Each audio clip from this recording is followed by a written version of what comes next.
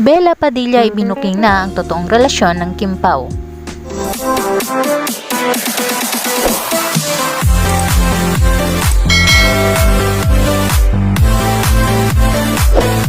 Hindi na nga nakatiis pa ang aktres na si Bella Padilla ang hindi magsalita tungkol sa tunay na sikreto ng relasyon ngayon ni na Kim Chiu at Paolo Abilino. Sa totoo lang raw ay matagal nang may alam si Bella Padilla tungkol sa estado ng relasyon ng Kim Pao. Lihim na lihim raw ang aktres at ang aktor dahil baka raw lalo silang pagpipiestahan sa social media.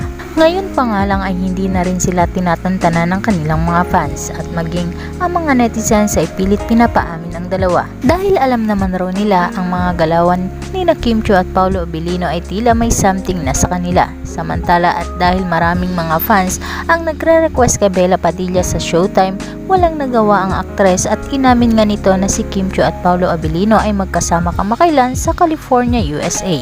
Ayon pa nga kay Bella Padilla, kita naman raw ngayon na si Kim Chiu ay talagang ibang-iba kumpara noon.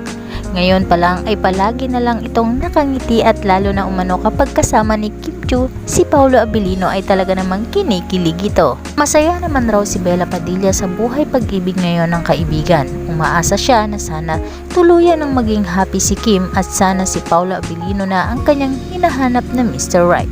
Alam naman natin na inamin na noon ni Paolo Abilino na matagal na niyang crush si Kim Chiu at noon pa niyang gustong makasama sa trabaho ang dalaga, ngunit ngayon lang sila nabigyan ng pagkakataon na magkasama. Kaya naman naglakas loob na umano ang aktor na si Paolo Abilino na ipakita kay Kim Chiu ang kanyang tunay na nararamdaman. Samantala sa ngayon, ayon kay Bella Padilla, hayaan na muna natin ang dalawa ang mag-enjoy at darating din umano ang time na aamin din ang dalawa. Para sa latest happening mga kachika, just like and share para updated kayo sa aming susunod na video.